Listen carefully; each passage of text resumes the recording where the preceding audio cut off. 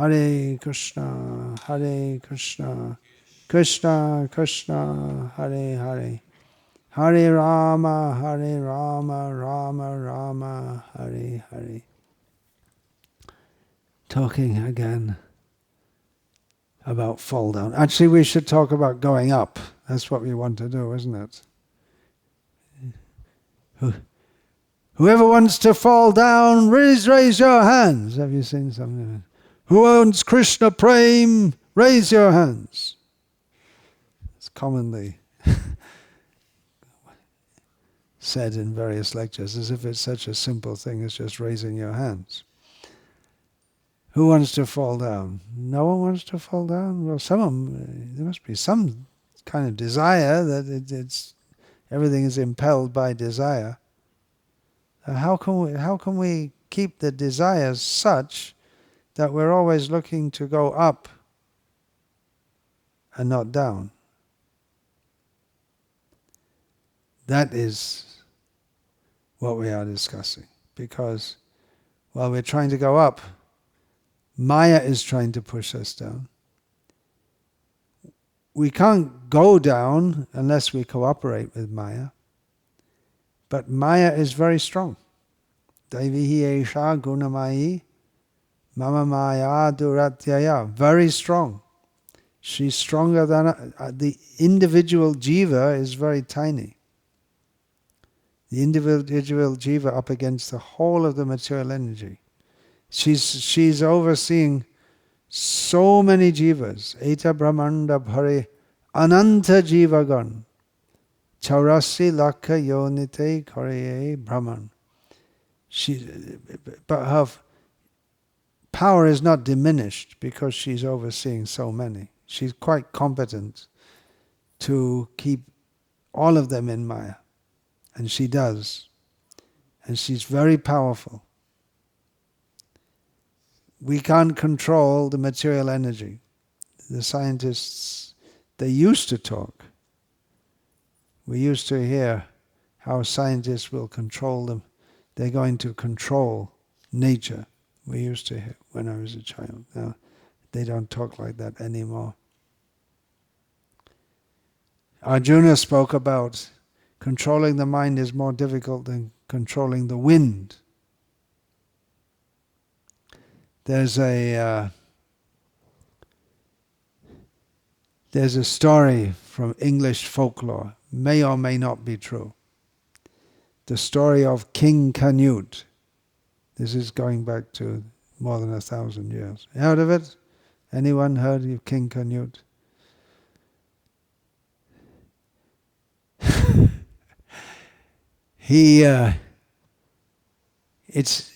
The story goes like that. It may be. There was some local king in England before it was all united as one kingdom. And either he thought he was so powerful that he could order the tide to go back. Or sometimes it's said that he wanted, another interpretation is that he was fed up of everyone around him praising him so much. And so he went to the shore of the sea at the time of the incoming tide and ordered, go back, go back, go back. And of course the tide didn't go back. So there are two interpretations of this story. I'm just laughing a little bit because there was a humorous advert on TV which we used to see again and again of King Canute sitting on his throne ordering the tide to go back. And then you see him sitting on his throne as it's moving in the waves and it just kind of give up, and then he pulls out a cigar and starts smoking it. It's a cigar advert. There's a little bit of Prajalpa from my memories. Humorous story. How did that help anyone advance in Krishna consciousness? Don't smoke cigars. I guess humor is based on that. It's so absurd, seeing as there was no tobacco, no concept of cigars in more than 1,000 years in England. Anyway, it's absurdity on absurdity. That you could order the tide to go back. And it's absurd. First of all, it's absurd that we should even be in this material world in the first place. It's even more absurd that someone, after hearing about Krishna consciousness, doesn't take to it. And it's even more absurd that someone, after taking to Krishna consciousness, goes away. I've heard it said, not sure, you could try looking it up, that Srila Prabhupada said that those who don't take to Krishna consciousness are unfortunate. Those who do take to Krishna consciousness are fortunate. And those who take to Krishna consciousness and go away, they're the most unfortunate. It's a case of Janiya Shunya Bisha Kainu. Hari Hari Bifale Janama Gawainu Manusha Janama Paya Radha Krishna Na Bhajiya Janiya Shunya Bisha Kainu. Narottam Das calling out to Lord Hari, uselessly I have passed my life. Having got the human form of life, I didn't worship Radha and Krishna. Therefore, knowingly, I have drunk poison. And it has to be knowingly. If you say all these things, you're calling out to Lord Hari, and then you say, I didn't worship Radha and Krishna. Now, most people are uselessly passing their life, but they don't even know about Radha and Krishna. But if you know, and still you don't, then it's like knowingly drinking poison. And people do. Drinking alcohol. They know it's bad for health. Smoking tobacco. They know it's bad for health. Still they do.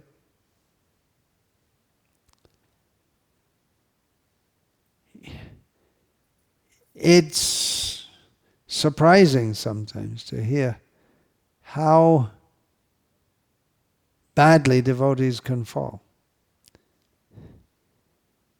It's almost this, maybe you haven't heard all these things. If you haven't, you're lucky. If you want to, don't. But you can really mess up your intelligence by wandering around on the internet. And there are supposed to be some kind of devotees who take some kind of pleasure in writing and posting on the internet all bad things that devotees who have fallen from the proper standard have done.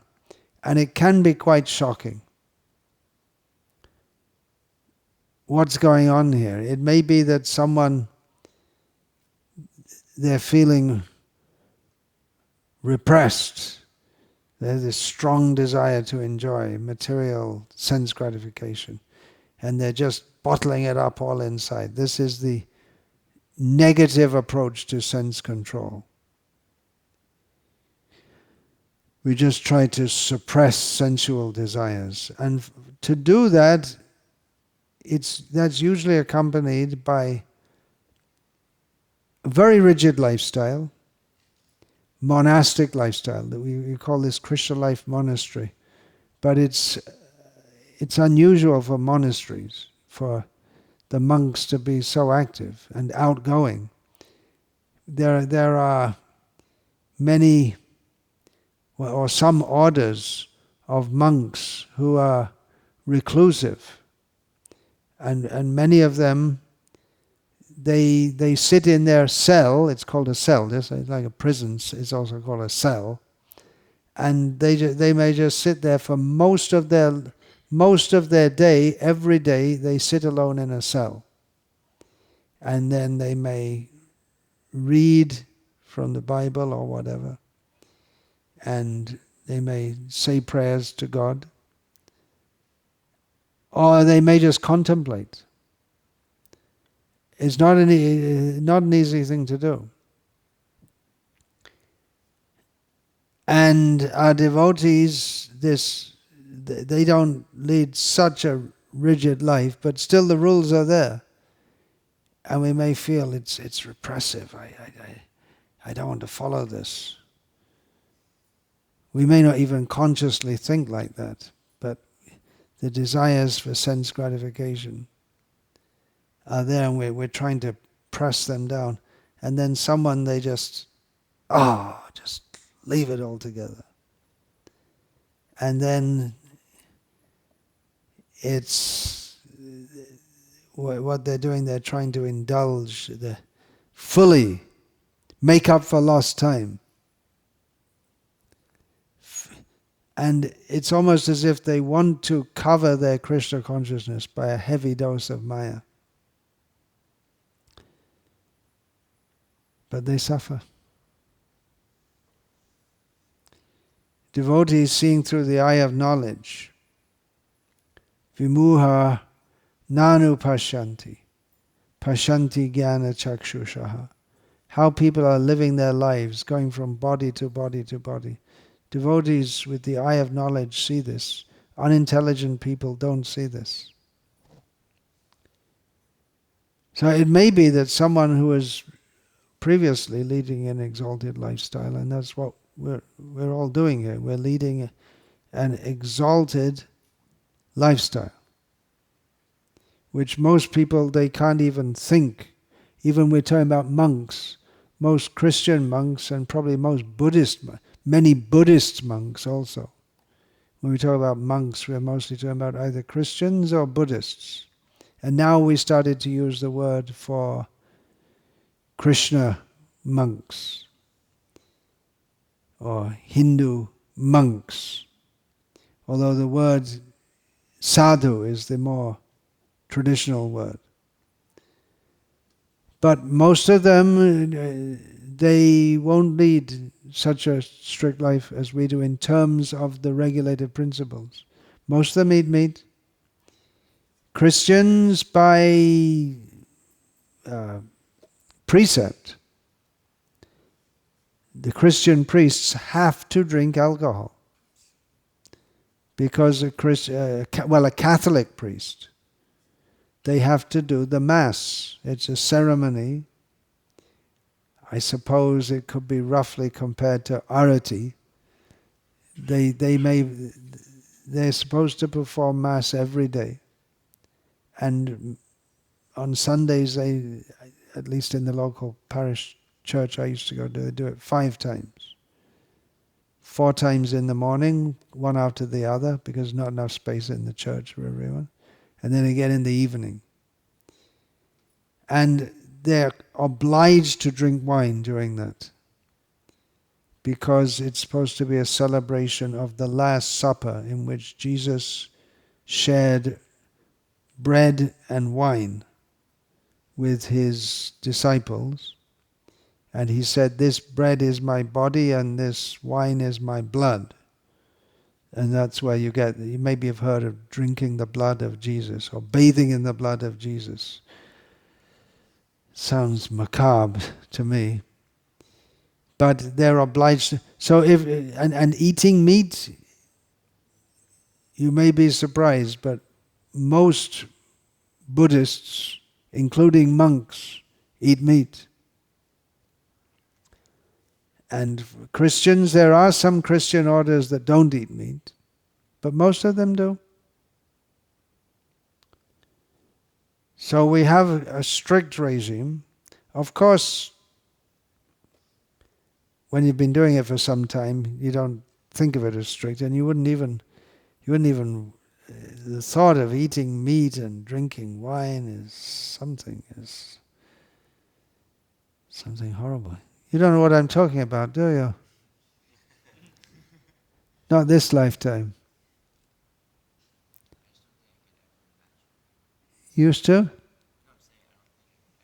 You can't imagine, yeah. Good birth.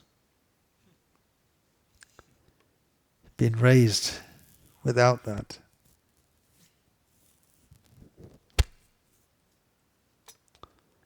But sometimes we hear devotees and they go really to the extreme, and it's you hear about it, just becomes disgusting, just really disgusting. or we blame them, we say they're insincere, which is true, must be true to some extent, because if you're sincere, you fully surrender to Krishna. But that's why we do sadhana, and then we're called sadhakas, which means we're on the path of sadhana. It means we're not fully perfect. If we were fully sincere, we wouldn't be here in this material world anyway, unless you happen to be a Paramahamsa who's come from the spiritual world to deliver us all. Please let me know if you happen to be in that category. I didn't recognize due to my lack of spiritual vision.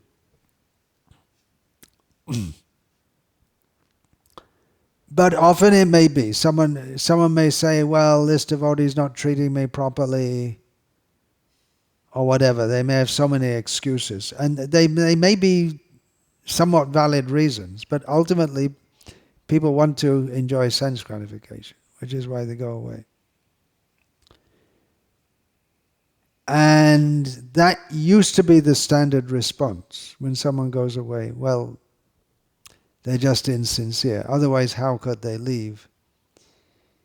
However, I'm going to cover some points which I also discussed yesterday. At some point in the brief history of ISKCON, maybe toward the end of the 1980s or early 1990s, we started to take a different attitude. What happened actually, toward the end of the latter part of the 1980s, many left because there were multiple guru fall-downs, and in the wake of their gurus falling away, many disciples did also.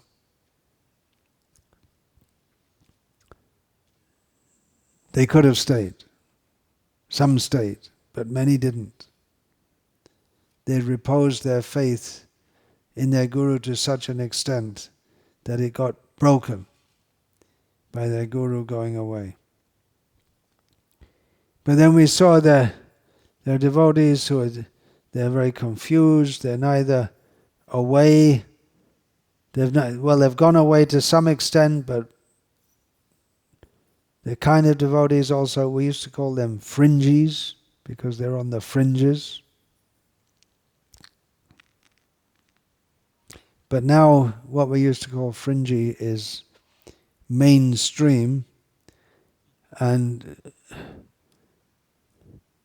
around late 1980s, early 1990s, approximately, those who were still within the institution. We used to think of the institution as only the temples, in which there were strict standards. That's changing, or has changed to a large extent. Now there's talk in North America of having many, many centers in many cities.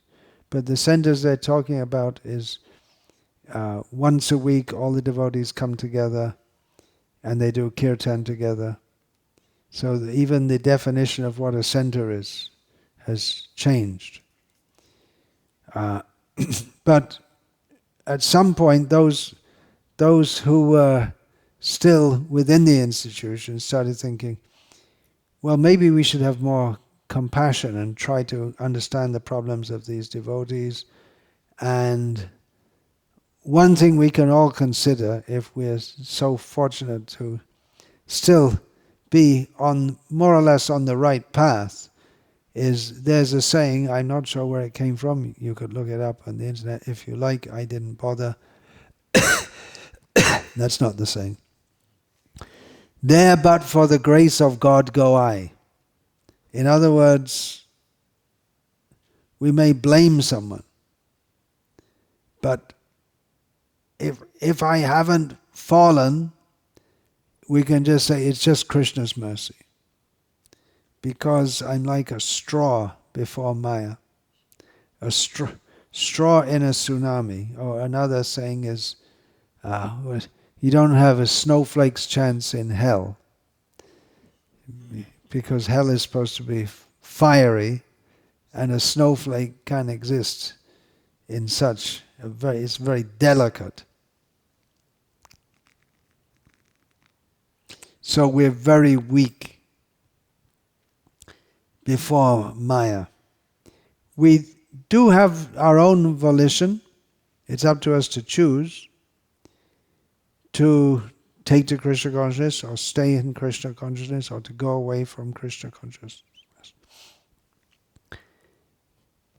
But we can feel, we can understand we're very weak, and it's just the mercy of Krishna and the devotees, Hari Guru Vaishnava, that I haven't gone away. Srila Prabhupada reportedly said, don't be surprised if anyone goes away, be surprised if anyone stays. In the early days of ISKCON, it was a big shock when someone went away. They couldn't having come to this, how could anyone go away? But after some time, and devotees were disturbed. How are they going away? Maybe Krishna consciousness isn't perfect after all. And Srila Prabhupada said, don't be surprised if anyone goes away. Be surprised if anyone stays. And it is surprising, especially in the Western world. Srila Prabhupada's brilliant, Krishna-inspired techniques for preaching, which is one of his brilliant ideas that's documented in this book, The Mood and Mission of Srila Prabhupada, is to bring white-bodied devotees to India. Because Indian people at that time couldn't imagine that Westerners could be sadhus. And even when the Westerners came and they could see them and see them practicing, still many couldn't believe it. They couldn't believe it because they thought it's a mixed attitude the Indians had. Now it may have changed. That on one hand, the white man was their ruler for centuries. Well, 2 centuries approximately. And they looked up to them, and they're ingrained in their consciousness is that the white man is superior. Their culture is superior in one sense, but in another sense, they're meat eaters, they drink wine, they're not just meat eaters, they're cow killers, and the philosophy of Vedanta is superior, so it's a mixed feeling. And so Srila Prabhupada knew that Indian people, in one sense, they respected, there's a lot of regard for Western. Western means white in their consideration. And at the same time, spiritually they're nowhere. And they can't be sadhus. So many times in India in the 1970s, people would say to me, you can't be a Hindu. There's no such thing as a converted Hindu. You have to be born a Hindu. Then only you can be a Hindu. So even when devotees came from the West and people saw them chanting Hare Krishna, many were delighted. Everyone was surprised, and many thought, well, it's just a fad. They're just doing it for a short time. They can't keep it up. They're some kind of hippie fad. They'd seen already Westerners, that was already known that they'd go to Haridwar and become imitation Shaiva Babas, the smoking ganja. And that was the extent of their Hinduism, so to speak. And Srila Prabhupada, he stood up for his Western. He was very strong. No, they are Brahmins. Not only should you accept them as devotees, but as Brahmins. And that was something very big. Nowadays, Brahmins, who cares for Brahmins? Brahmins care for Brahmins. They may, but at that time there was a lot of respect still.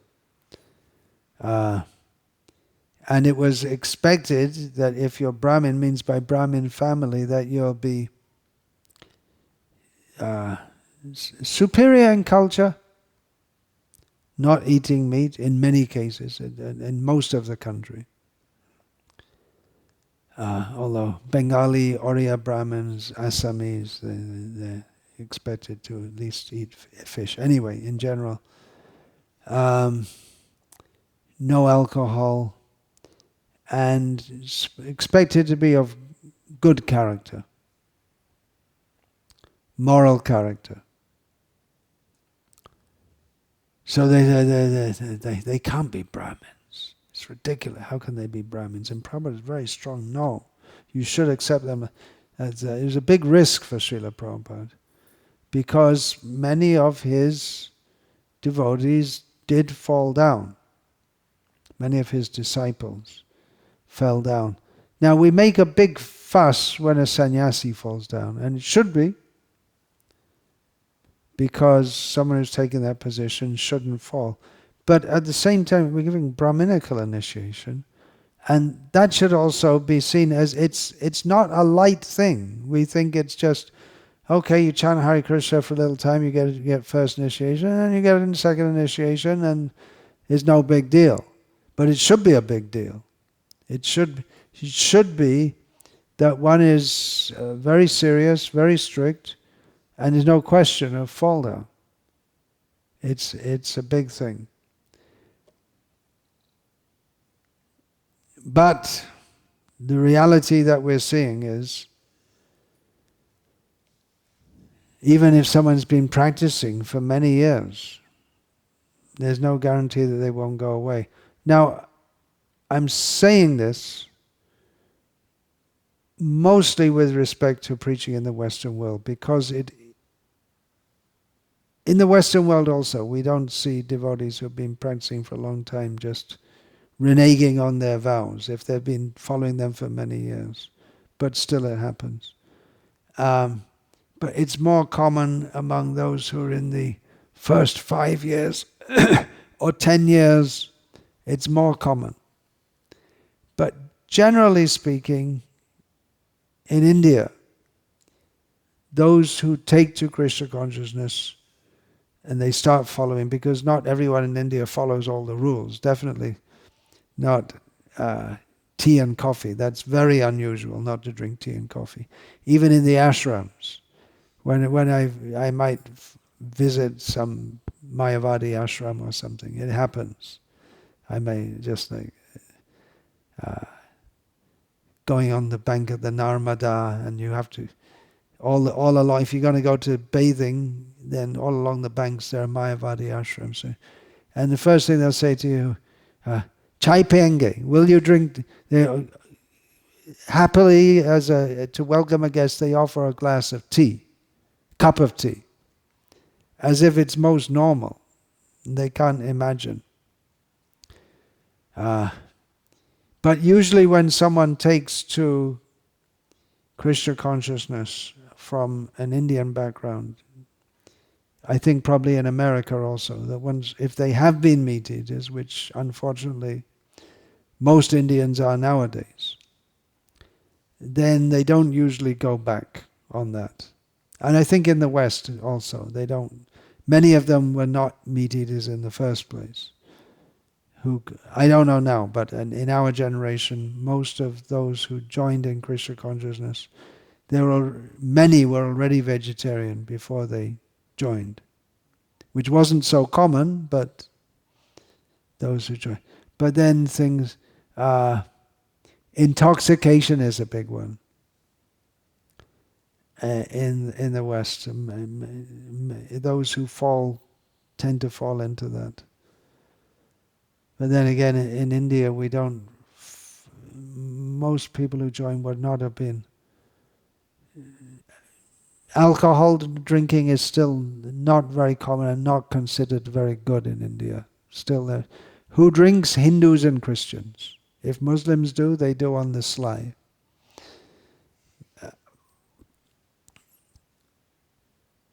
But it's considered quite low class to drink alcohol. And Hindus know it's wrong. Christians don't think it's wrong, but Hindus know it's wrong. And Buddhists also, you won't find them. Especially the monks, they won't drink alcohol.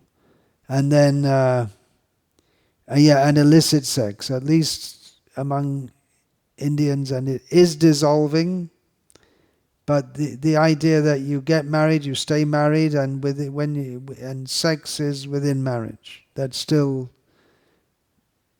general. Although the forces of Kali Yuga have been bashing on that for decades, but it's still quite strong. But unfortunately, here in the West, divorce and remarriage among devotees is so common, no one thinks anything of it, practically. So that's also a kind of fall down. And there's no guarantee. If someone's been practicing, there's no guarantee for anyone. So so we're talking about compassion. We should be compassionate to try to help them, knowing that Maya is very strong. Anyone can go away. We should try to help them to come back. But in this way, what's happened is condemnation or blaming devotees who go away has become condemned. But blame also has its usefulness. Because if you think you're going to get blamed for one major reason that people don't act badly is because they're afraid of social censure. There used to be a saying in Tamil Nadu, so I'm told, that a Brahmana is 100% a Brahmana when he's in the Agraharam. That means in the Brahmana area. When he's among other Brahmanas, he's 100%. When he's at home, he's 50%. And when he's alone, if he goes in the forest, he can do whatever he likes. Have you heard this also? Telugu Brahmin? By backgrounds? Have you heard this? Is that saying there in Telugu also? And it's said that in tantric rites, tantric orgies, that you'll find brahmanas there. And there'll be brahmana women, anyway, with the most low-class people, and maybe their husbands are having it with the most low-class women, and this and that. It's said. Some people say like that. There may be cases, but I doubt it, but there may be cases. You never know. Although if they were found out, they'd be out. With no coming back. Anyway, condemnation serves a purpose. Devotees might not fall down so much if they think, well, I'm going to be blamed for this. If we're just compassionate and say, yeah, anyone can fall, then you don't make a big thing of it. And then, you can go away and who cares? Or go away or break the principles. And it's not such it's not so bad. I mean, anyone can do it. And then it becomes normalized.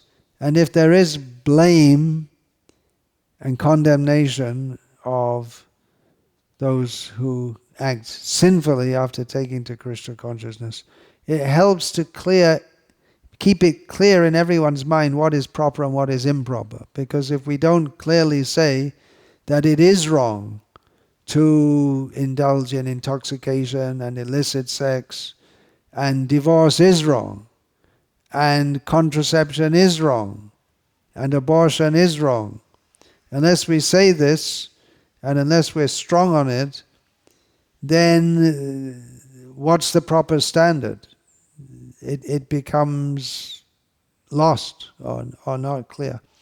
Just like among all the Christian denominations, major Christian denominations, the Roman Catholic Church is the only one which says, as far as I know, the Protestant denominations don't say that contraception is wrong. But they don't press on it. They won't change their stance on it, but at the same time it's a case of tumbi chup, humbi chup. We won't say anything about it, that's all.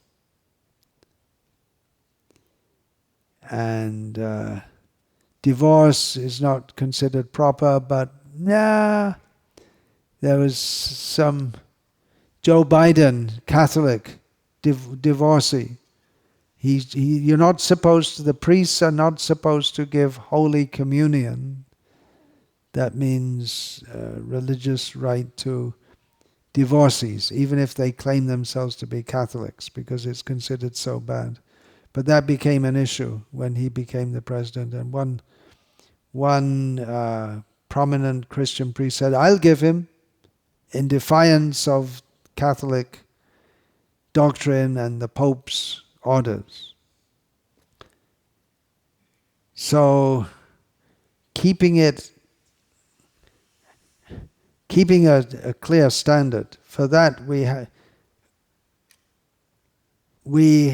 have to say this is wrong.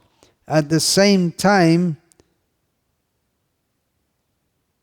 compassion is required, and not just completely blaming everyone, and we have to keep the door open, so to speak, for them to be able to engage in service and come back. And as we know, there may be many devotees who are not practicing very properly, who can still do a lot of service in many ways. They can give financial donations, which money is required. In organizing Rath Yatras and work, there's a lot of work to do in organizing Rath Yatras and other festivals. Jayananda Prabhu famously would engage all kinds of people off the street who never even heard of the principles. He wouldn't even tell them the principles. He'd just say, here's a hammer, get to work. But he was so good with people, he'd get all kinds of people who are not really devotees at all. He'd get them engaged in devotional service. So if such people can be engaged, then why not devotees who they're maybe not practicing on the best standard? So there's a tension between compassion and discipline. On one hand, we want to keep the door open to everyone. We don't want to blame them so badly that they feel discouraged and they don't want to come back. On the other hand, we have to say this is wrong. So there's a tension between accommodating and encouraging on one side, and being clear what the standards are. And there may be restrictions placed on devotees in the ISKCON justice system. There may be restrictions for devotees who have been found guilty within the ISKCON justice system of doing very bad things, especially child abuse. I think that's maybe the only, I'm not sure if they give restrictions on others, but there are the restrictions. You can't if you're allowed to come to the temple at all. I don't think there's a stopping anyone coming to a temple, but they should report to the temple president, or they shouldn't be around when children. But so I don't know exactly what the restrictions are. But one thing is, they're not allowed to lead kirtan. They're not allowed to give classes. So some restriction is there.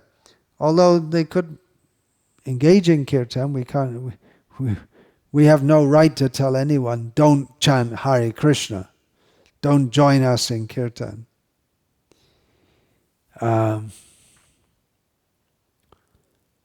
So they may be encouraged to at least join in kirtan. It's paradoxical. We have to be strict, And we have to be liberal also. How do you apply that? You have to see individual cases. Chaitanya Mahaprabhu, he was very strict. But his devotees, they would accommodate those who were rejected by Chaitanya Mahaprabhu, and Chaitanya Mahaprabhu would accept that. Just like Kala Krishna does. He fell down in the direct association of Chaitanya Mahaprabhu. If you think that, why have we fallen? Sometimes said you can't fall from the spiritual world, but you can fall from the direct association of Chaitanya Mahaprabhu. Kala Krishna left him and didn't want to stay with him. He wanted to indulge in sense gratification. And Chaitanya Mahaprabhu forcibly brought him back. And Kala Krishna went on assisting Chaitanya Mahaprabhu. He accepted his service up to that point. There's no one else to serve him. And then when he reached Puri, he said, okay, now you go. Now I don't want you anymore. But the devotees of Chaitanya Mahaprabhu found a way to keep Kala Krishna engaged by sending him to Bengal to give the news that Chaitanya Mahaprabhu has returned to Puri. So this way they kept engaged. They kept him engaged. With Chota Haridas, he was also rejected, and there was no. The devotees were sympathetic to him, but they didn't find any way to engage him. So Chaitanya Mahaprabhu was very strict. Regarding that, Srila Prabhupada said, if I was so strict, I wouldn't have anyone to help me. I can't be so strict. One of Srila Prabhupada's earlier disciples, one of his very first disciples, who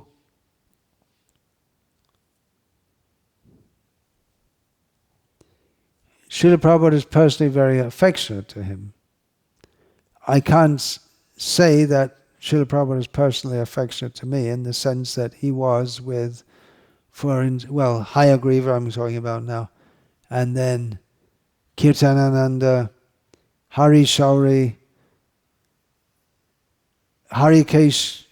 He lamented that I'm with Prabhupada, but Prabhupada seems to like Hari Shauri better, because Prabhupada would get into conversations with him, and Harikesh, whenever he got in a conversation with Prabhupada, many times it became an argument, because Harikesh would take adverse philosophical positions, and Prabhupada liked him to do that. So Prabhupada always ended up smashing him, taking him to actually, as if he's actually an atheist or whatever.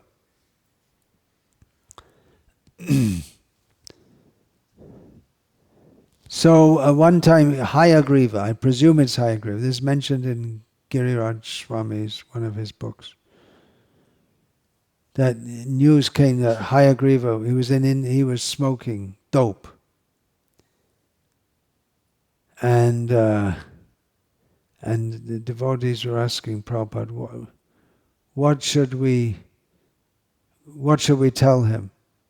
Because he won't listen to us.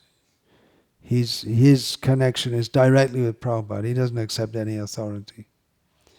So Prabhupada said, tell him that if he doesn't stop, I'll reject him. Heavy. Then devotees asked Prabhupada, would you actually reject him? He said, no. But he goes on. He doesn't stop. He goes on, and you tell him, he says, oh yeah, very bad, and then he'll just do it again. He's shameless in that regard. He said, Prabhupada, sometimes in lectures you'll hear, he said, I can give once, twice, but no more than 3 times. He says that in lectures. There's a limit. But then when in this case Prabhupada said, Nityananda Prabhu's mercy knows no limits. Because of course, there's a case of Jagai and Madhai, And Chaitanya Mahaprabhu is given credit for delivering Jagai and Madhai, but it's because of Nityananda Prabhu's intercession, actually. So Srila Prabhupada is willing to be very liberal in that sense. And should I say it or should I not say it? It may have its regrettable consequences, because in the case of a divorce, Srila Prabhupada, there was one case where a devotee asked Prabhupada for permission, and Prabhupada agreed, and then Shrutakirti Prabhu, he was confused about it. He said, Prabhupada, you've spoken so many times against divorce, how can you permit a disciple to do that? And Prabhupada said, well, if I didn't agree, he'd do it anyway. And then because he asked me, it'd become an offense, it'd become worse. Anyway, he's going to do something wrong. But what I'm seeing is that the devotees take it there. Yeah, Prabhupada allowed it. So Srila Prabhupada is very merciful, but if we take advantage of that. And so it does become more difficult to maintain standards, because mercy works against, it can work against our self-interest, or the interest of the whole endeavor to bring everyone back to Godhead. The idea that, well, the mercy is always there. But the other side of that is, if we take mercy for granted, then we don't become eligible for mercy. When we think, Mo samapatita prabhu na pai beya, and we think there's no one more fallen than myself, and then I'm in need of mercy, then you can get it. But then then the offense against the holy name, what is that? The ninth offense. What is that? No, that's a Shadadhani Vimukhe Piyashrimati. Na no baladyasi papa buddhya, na vidyate tasya yamai hi shuddhi. That says that committing sins on the strength of the holy name, you can't be rectified even by Yama, by Yamaraj. That means it's so bad that even Yamaraj's punishments. Another way that can be taken is that Yama also means rules. So if you do one thing wrong and you think, well, I'm following all these rules, and so what does it matter if I do one thing wrong? Because I'm chanting the holy names and I'm following all the other rules. So that's another way. You can't be purified simply by following rules. So, compassion. It is a fact. We need to have compassion. And the way I'm talking, it sounds like I'm speaking against compassion and openness and help, trying to understand and help devotees. That should be there.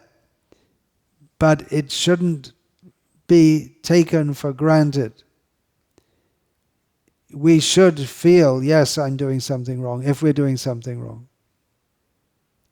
At the same time, there has to be help and guidance among the devotees, even before those who fall away. Try and help them. Support systems, the spiritual shelter, with counseling systems. But then, who can you trust? You have to be able to trust someone.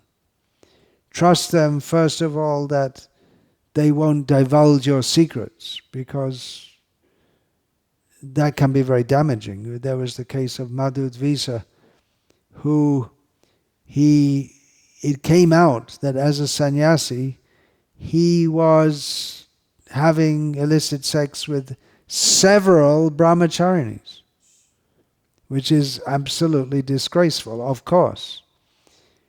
But then Srila Prabhupada's secretary at the time, he made this known to other leaders. And Prabhupada was very upset with that and said that you've spoiled, you've made it very, very difficult for him to come back. Srila Prabhupada wanted to deal with him personally. He didn't want that his misdeeds be known, because at the same time, Prabhupada was very happy with Madhudvisha because he had gone to Australia at a time when the movement was in a shambles, and he had very good leadership qualities, and he was a good devotee in as much as he inspired devotees and organized everything, and everything was going on well. But he secretly, privately, had this dark side also. So Prabhupada wanted to take the good side, personally deal with him, as he was an important leader, and not let these. No, actually, I think it was Rameshwar. Anyway, whoever it was. And not let these things let it become publicized. Nowadays you can't stop that because there's no consciousness that we should, or it's considered very wrong. Cover up is very wrong, it's considered. So if there are devotees we can have confidence in, we can go to them and they won't divulge secrets. That's supposed to be doctors. They're not supposed to divulge if anyone tells them their personal history. I suppose that's especially for psychiatrists. And that becomes in a difficult situation also. The Roman Catholic priests, they hear confessions of sins. You must have been raised as a Roman Catholic, I guess, Giri? No? From Latin America. You're raised as what? No religion? Christian, but non-denominational Christian? Something like that? Baptist, okay. Your parents were Baptists. They already got swept up by the evangelical wave. Girish was raised a Catholic. Did you ever do confession? You did, yeah. So if you have to tell your sins to the priest, you have to go on Saturday evening, tell your sins. Sunday morning go to Mass. And then right after the Mass, the men go to the pub and the women go home and cook the roast beef. That was my childhood Catholic upbringing. That was a major part of it. So it's what does the priest do when he says, if someone comes in and says, I murdered my wife and hid the body? What does he do? I don't know actually. Are they obliged by law to report him? I don't know the protocol. I'm cheating on my wife. I'm cheating on my husband, whatever. The devotee you confide in, they have to know what's the best thing to do for the individual who's being confided in, who's confiding with them, and for the overall good of the institution also.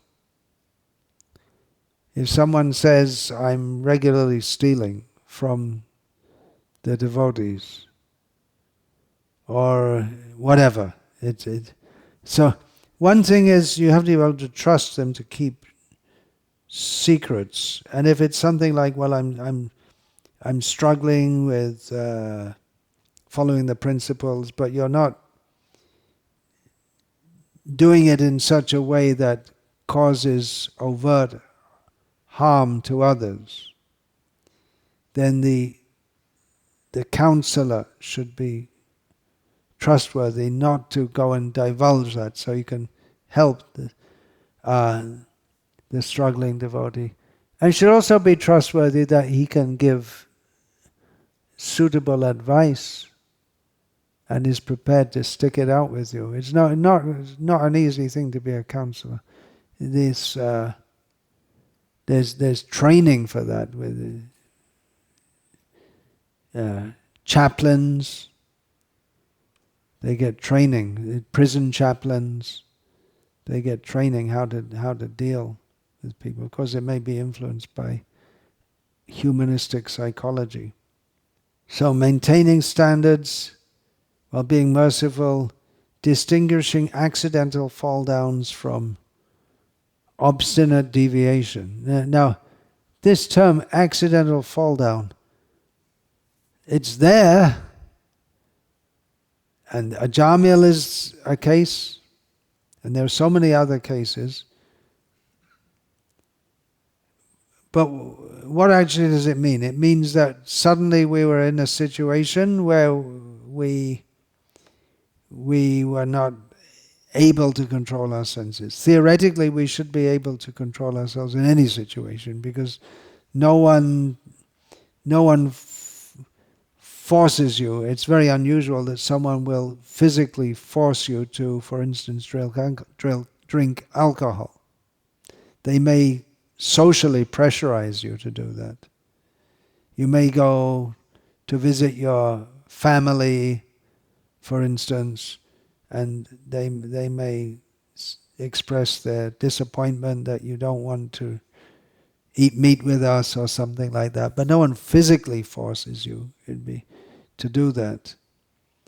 One thing would be to avoid such situations, but you might find yourself in a situation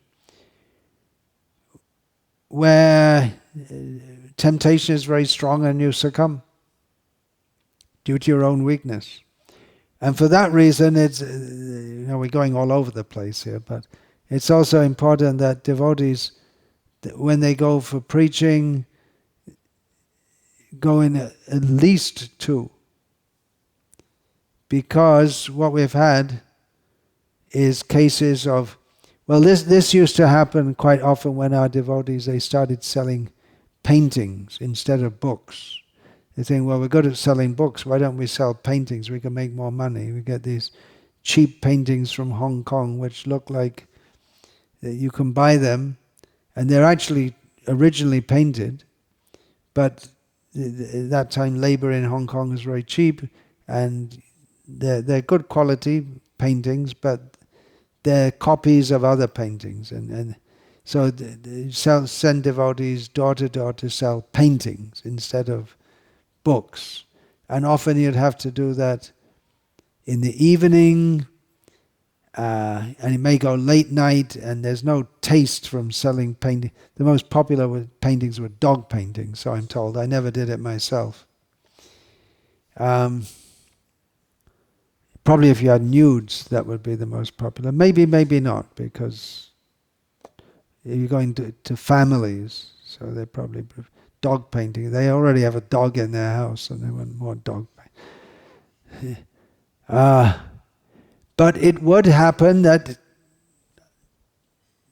young, outgoing, confident men, maybe married or not married, and they open the door and there's a woman alone in the home who invites them in. And things can happen which weren't planned. So that could be called an accidental fall down. But we should protect against that also, so that accidents don't happen. That's why roads are designed in such a way to minimize the possibility of accidents, or to reduce the possibility of accidents. That's why, again, I have to refer to the land I was born in this time, that the roads, you won't go more than a short distance when they're building highways. They're called motorways in Britain, before it bends. And so you could have a straight road, absolutely straight road, but they find it better to make the road bend, and that helps to keep drivers awake. Because if it's absolutely straight road, you're more likely to fall asleep when you're driving. So it's deliberately made that the road bends, and it's not that it bends the same way every time either. Maybe after more distance or less distance, right or left, this angle, that angle. So you have to, it helps to keep awake. So So there can be precautions against fall down also. Keeping good association. Encouraging devotees. If they insist, I don't do it, they didn't do anything wrong, it's very difficult to help them. Or if they say, oh, it's just an accidental fall down, still we should regret. If they don't regret, then it's hard to help them. But still they may be willing to do some devotional activities. But it becomes somewhat distasteful and somewhat dangerous to the devotee community if someone is known to have fallen, or if they regularly do. If someone is, they may be a very good kirtan leader, but they might be regularly smoking dope or taking mushrooms or something like that. They may be good at doing yagyas, but they don't follow all the principles, and they say, well, what's the harm? And we say, well, they do good yagyas. Okay, let's call them to do, or they do good kirtans. They get devotees really enlivened, but their character off stage is not so good. So then it becomes something like a show rather than actual kirtan, because if one's actually performing kirtan, it means actually praying to Krishna rather than just being a good musician. You may be a good musician, and you may be a good communicator, musically communicative. You can get people to feel some sensation, and you can get them all involved in the kirtan and singing. But it's not actually spiritual. You can see if the people themselves who are good musical communicators don't follow the principles, or they're not committed devotees in the proper philosophical line. I saw in Bangladesh that the popular kirtan groups, they're paid professional groups, and they're paid to go around and do kirtan. They weren't paid a lot of money, but it's one way of getting some money in a country which at the time was very poor. And they're good kirtaniers, and they create an atmosphere by their music. They know how to do that. But then you'll get groups who'd pay them to chant Jai Guru, Jai Guru, Jai Guru, and that instead of the Maha Mantra. Some bogus sampradaya. There are so many bogus sampradayas in Bangladesh. And some of them, they do kirtans, and people don't care. If you pay us some money, we'll go and we'll sing whatever you like. That means they're singing for the money. They may have some taste for chanting Hare Krishna, but it's not in the proper philosophical line. So we see also popular kirtaniers in the ISKCON circuit. They do gigs, and they're paid, they're flown in, and they do gigs. And they'll chant Hare Krishna sometimes, and Radhe Radhe sometimes, which Srila Prabhupada didn't encourage, and Om Namo Shivaya, for instance. And I feel just right. He sings so nicely, and I really feel it in my heart. But this is not the teachings of the Acharyas. So it's not the real thing. It might feel like the real thing, but it's not. Now, we're supposed to be talking about fall down here, but that's more like deviation, which is another kind of fall down. It may not come to the level of breaking the principles. But then if you can deviate that way, this way or that way, then why not the other way? And there are also well-known kirtanias or performers, expert in performing yagyas with a lot of finesse, who regularly ingest intoxicating substances. And so in this way, fall down becomes, it's not considered fall down if we are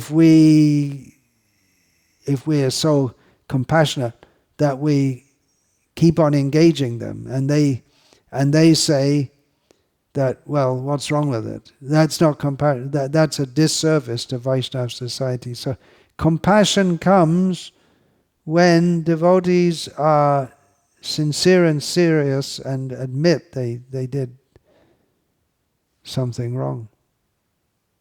It can be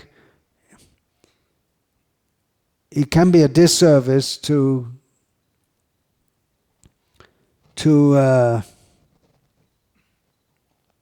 push them away, but then in other cases it can be a disservice to engage them. It can be harsh to be told you're doing something. I know one of my godbrothers, he went away, and then he was coming around again, but he had certain bad habits, and he's from England. I met him. He's passed away now. And I said to him, such and such, I said his name, Prabhu, you really blew it. Because he was in a prominent position, but for years he'd not been following the principle. And one of my other godbrothers told me later that really struck, because no one said that to him, it seems. It really struck him hard, because he was doing service and coming around and coming back, but no one laid the line down on him and told him that. And then I told the devotee who told me that he was really affected by that. Oh, I don't remember saying that. And he said, well, if I tell him that, he'll really be devastated.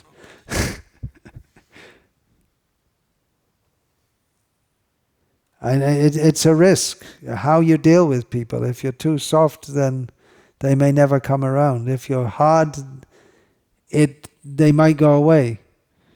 But it might just turn them around. One time in Bangalore, someone came to me and said, hey, I've been chanting Hare Krishna for 12 years, but I can't stop eating onions and garlic. What should I do? And he said, don't bother, I'm not going to waste my time with you. You're 12 years and you still didn't give it up. What's the use of talking to you? And I heard later that after that he stopped.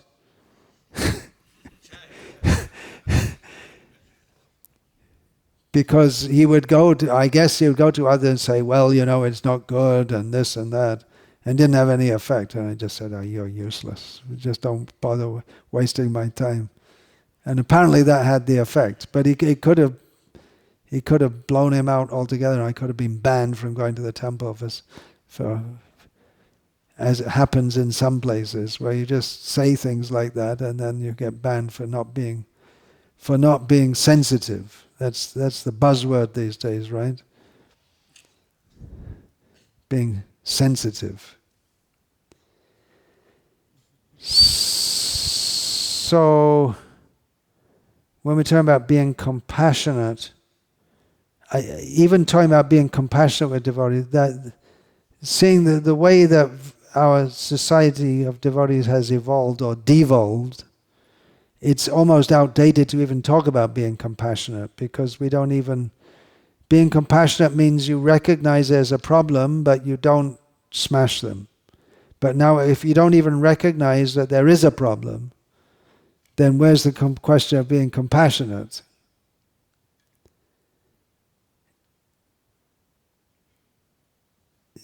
Srila Prabhupada we hear about him being all compassionate. But his compassion also took the form in having high standards and high ideals. What's happened is, as I say, the number of those staying outside has far outnumber those who are strictly living a life with high ideals and high standards. And they've never had this strict life of rising early, sadhana, and it's almost accepted that you get initiated, but it's not expected that you'll rise early for Mangalarti. It seems to be not even expected that you're not going to, no one tells you that you're not supposed to eat kami food. And you see all the devotees doing it, so it's just accepted. No one even tells you. And even going to cinemas may not just, and even having contraceptive sex may not only be not told about or not discouraged, but maybe even be encouraged in some cases. So I'm told by certain grihasta devotees. So the compassion, there's no talk of compassion because what we previously considered fallen is no longer considered fallen. So we don't even talk about falling down anymore, except in the case of high-profile devotees. Anyway, at least here, we're trying to maintain a good standard and take Krishna consciousness seriously. And we don't want to go to a lower standard where fall down is normalized. That's institutional fall down, institutionalized fall down. Because there's supposed to be a higher level, and if you're on lower level, that means you're down. The fall down comes in the case when you've gone up. But if you don't even go up, then there's no question of fall down. So no one falls down nowadays. So there's no one to be compassionate to anymore, because a lower level is considered normal. Anyway, there is a question of how to accommodate varying levels of commitment without compromising standards. And then again we come to Varnashram Dharma, in which Brahmanas are supposed to follow very strictly.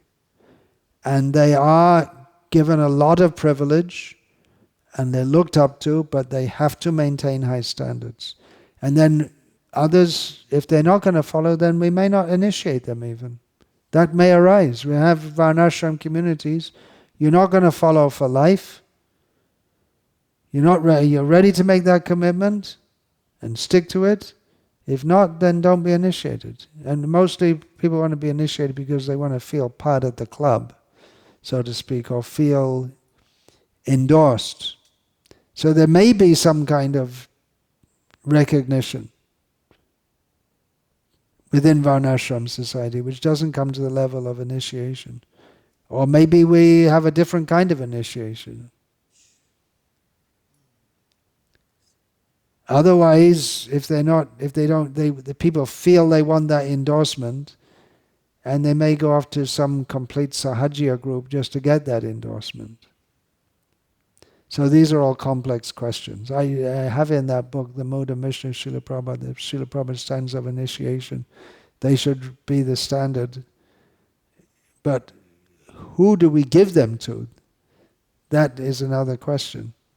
Maybe we shouldn't give as liberally as Srila Prabhupada did. He was very liberal in giving.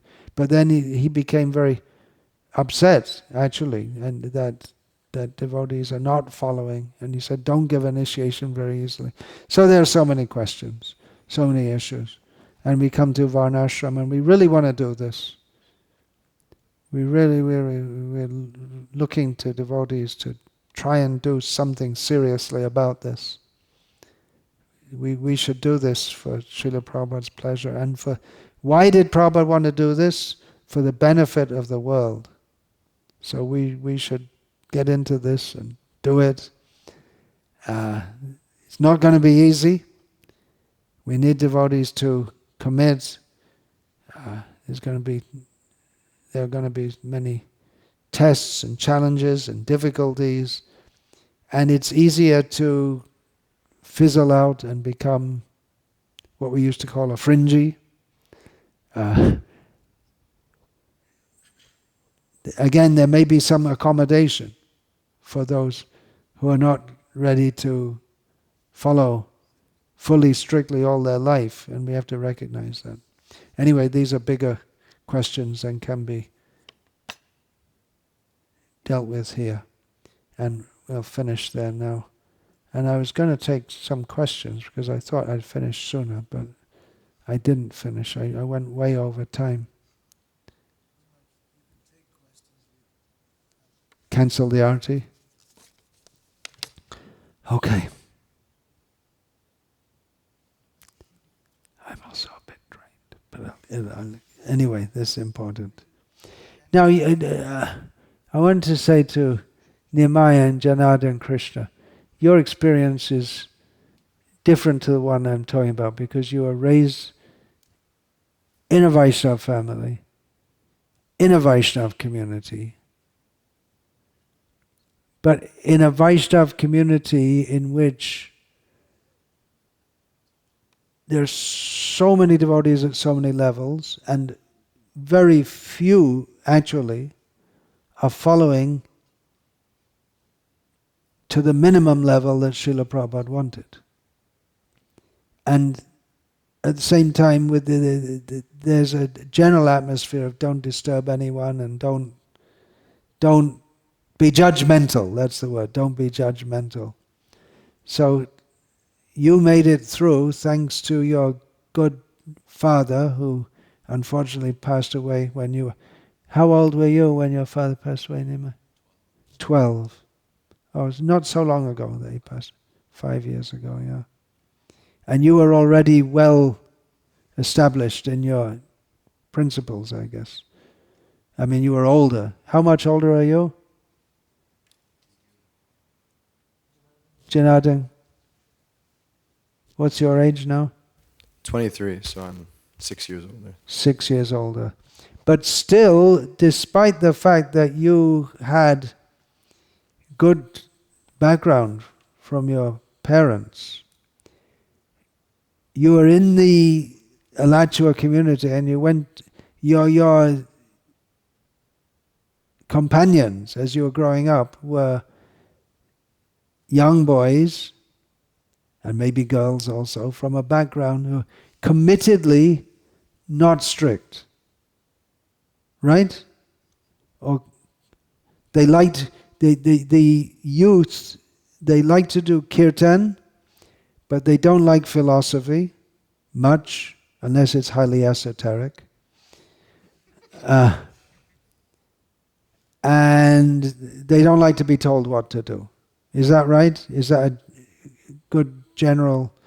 They like to be accepted for what they are. Yeah, that's like really spot on.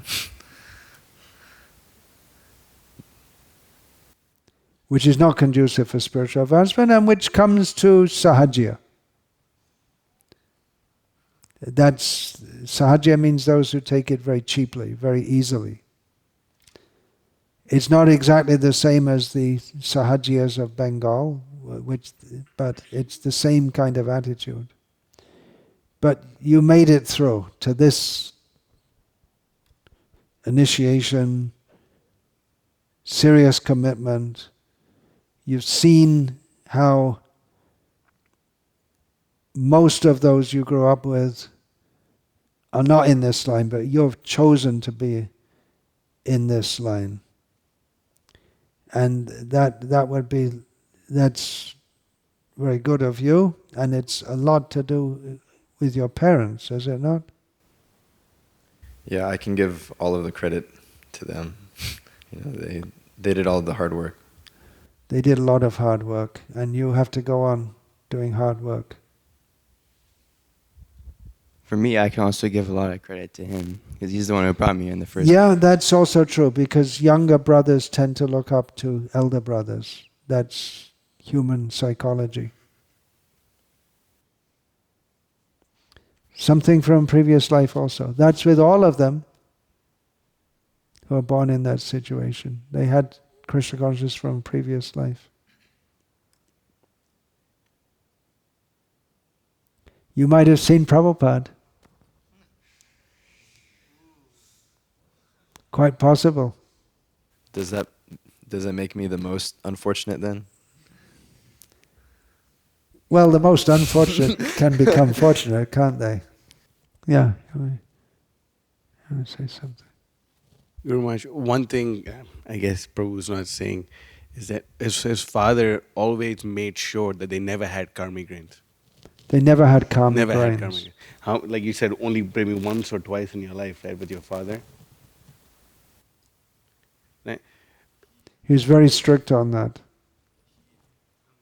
And I guess, you know what? He got that from Harikesh, who was very strict on that. No karmic grains. Yeah, he himself, he would never take it. But Yeah. That's a major factor, actually, which was much underestimated. His mother was telling us also that his father was always there for Mangalarti, no matter what. He was always there. He was doing all the, he was doing lots of pujari service and doing all this editorial. Actually, his name is there in All Glories to the Sankirtan devotees. In the what section? it's like in the beginning. Yes, in the acknowledgements, Chaitanya Rahita Das. It's his name is there. So What was his name? Chaitanya Rahita Prabhu. Caitanya-caritamrta means unconscious. That's the literal meaning, right? Caitanya-rahit means unconscious. It's literally what it means. Chaitanya means consciousness and rahit means without. Yeah, I guess the name was given like without material consciousness. Yeah, or it may be Lord Chaitanya's unconscious in ecstasy. Murcha, that's one of the ecstatic symptoms, is fainting. It must be there in one of the. I mean, it wasn't just made up. Many of the names were given by Sanskrit scholars among Harikesha's followers that Ekanath used to give. And apparently he would read Krishna book to Nimai every night, right? You were saying? He would read Krishna book to Nimai every night. Still do that? It's a good practice. We used to hear that when I joined here. We should read Krishna book at night, so you sleep and you remember Krishna. I try to read just before I rest at least.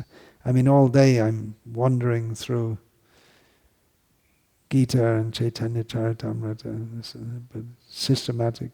I try to just sit down with a book and read it. Don't get puffed up.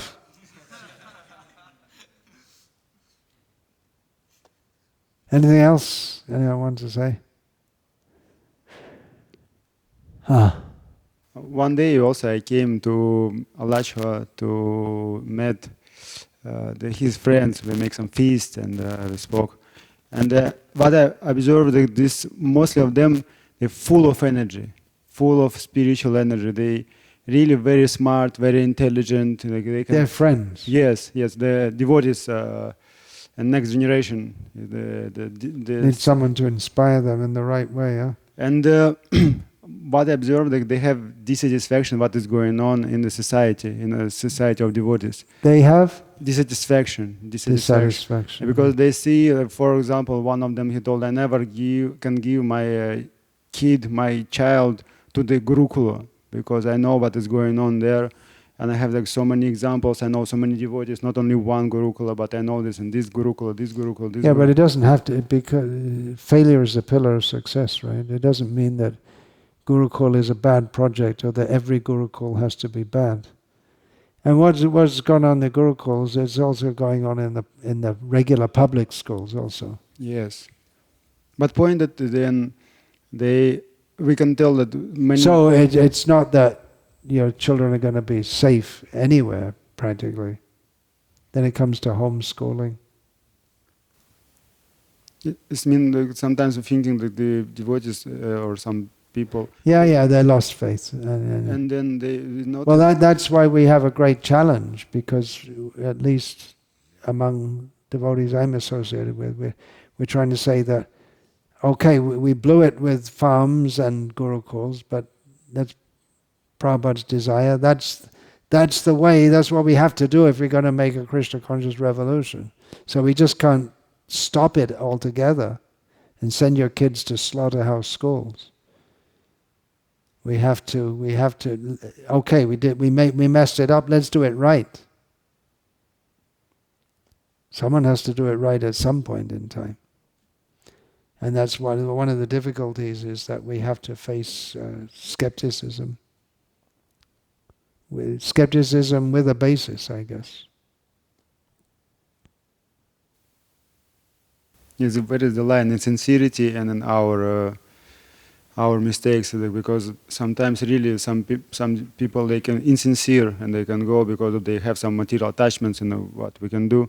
But another side, what we cannot offer them the what is. Well, come on, let show us something better. That's what Prabhupada said. Don't just complain. Set a better example. Do something. Show it. Show something better. So I complain about different things, but I'm trying to do something better also. If you simply complain, what's the use? Maharaj, you spoke about mental fall down or internal fall down, where we're contemplating on certain things. Krishna speaks, Dhyato Vishayam Pungsam Sangasteshu Pajayate Sangat Sanjayate. You know the verse very well. Is this coming through? Yeah. One of the main problems we have in our modern society within our Krishna consciousness is, our phones, where Yeah. That's why in farm communities we're trying to say no phones, but it's really hard. It's really hard for devotees to give them up, and also because if you want to communicate. For instance, we need to call someone who's working on the construction. It's a tough one.